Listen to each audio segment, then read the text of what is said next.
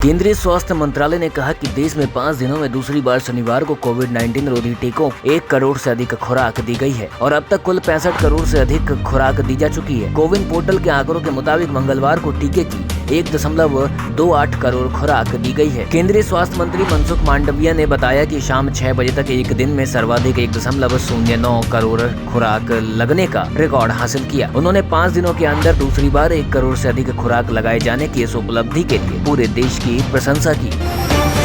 Supreme court के पूर्व मुख्य न्यायाधीश एस.ए. बोबडे ने राष्ट्रीय स्वयंसेवक संघ के संस्थापक डॉक्टर केशव बलिराम हेडगेवार की पैतृक घर का दौरा किया। अंग्रेजी अखबार इंडियन एक्सप्रेसवे की खबर के अनुसार जस्टिस बोबडे ने संघ मुख्यालय में औपचारिक रूप से आरएसएस के चीफ मोहन भागवत से मुलाकात भी की है। नागपुर में संघ के अन्य पदाधिकारियों से भी पूर्व सीजेआई की मुलाकात हुई है।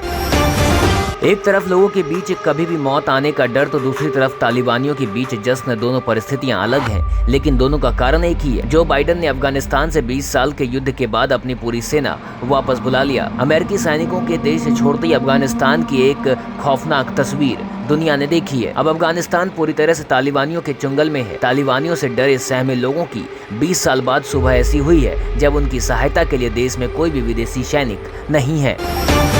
संयुक्त राष्ट्र अमेरिका के राष्ट्रपति जो बाइडेन ने अफगानिस्तान से अमेरिकी सैनिकों की जल्दबाजी और अराजक वापसी पर भारी आलोचना का सामना कर रहे हैं। एक बार फिर अपने इस फैसले का बचाव किया है और कहा है कि उनका मानना है कि यह पूरे दिल से सही कॉल था, यानी कि उन्होंने जो भी किया वह सही था, फिर भले चाहे अफगानिस्तान की हालत अब चाहे जैसी हो। फिरोजाबाद से भाजपा विधायक मनीष असीजा ने मंगलवार को दावा किया इस डेंगू से जिले में अब तक मरने वालों की संख्या बढ़कर 44 हो गई है। अजीजा ने कहा कि सोमवार रात 3 लोगों तथा मंगलवार के 2 लोगों की मौत के साथ जिलों में डेंगू से मरने वालों की संख्या बढ़कर 44 हो गई है।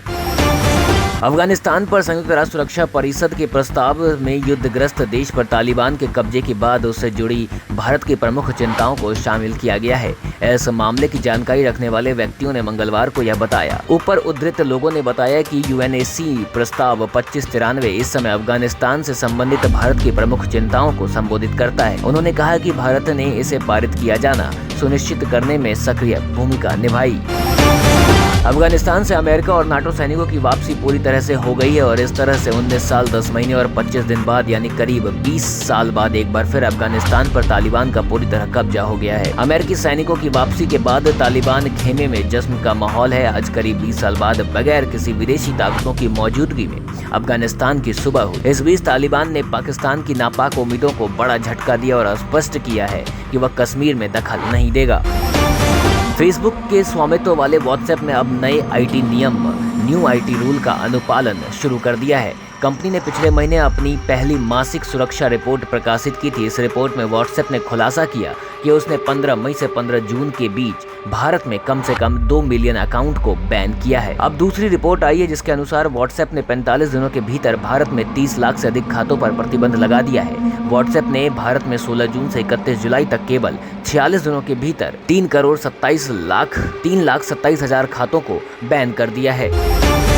यूपी के पूर्व मुख्यमंत्री कल्याण सिंह का त्रयोदशी संस्कार आज यानी 1 सितंबर को अतरौली के केएमवी इंटर कॉलेज में होगा। इस कार्यक्रम में राज्यपाल आनंदीबेन पटेल और सीएम योगी आदित्यनाथ के अलावा प्रदेश और केंद्र सरकार के कई मंत्री और आरएसएस बीजेपी के कई वरिष्ठ नेता शामिल होंगे। इसके साथ ही आसपास के जिलों में हजारों लोग भी पहुंचेंगे। बताया जा रहा है कि कार्यक्रम में करीब 1 लाख लोगों को भोजन कराया जाएगा।